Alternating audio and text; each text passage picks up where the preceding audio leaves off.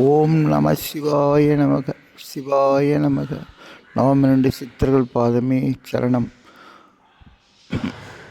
வாழை மனம் வராகி பாதமே சரணம்.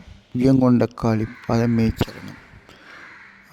இன்றைக்கி யார் யாரெல்லாம் கோடீஸ்வரன் ஆவாங்க அப்படின்னு நம்ம ஒரு ஜாதகத்தை திறந்தாலே தெரிஞ்சுக்கலாம். அவனுடைய குருவும் கேதும் ரெண்டு பேரும் ஒரே வீட்டில் ஒன்றா இருந்தாலும் சரி, பார்க்கப்பட்டாலும் சரி, அவங்க அந்த வயது காலத்தில் கட்டாயம் கோடீஸ்வரன் ஆகிடுவாங்க. இல்லை கோடீஸ்வரன் வீட்டில் வேலை செய்வான். தசனாத புத்தி சரியில்லாத இருந்ததுன்னா டிரைவராகவோ, இல்லை அவங்க வீட்டில் இப்போ மேனேஜராகவோ இந்த மாதிரி இருப்பான். இல்லை உண்மையிலே கோடிக்கணக்கில் செக்கில் கையெழுத்து போடுற உரிமை பெறவன் எப்படின்னா, குருவும் கேதும் ஒன்று சேர்றவங்க தான்.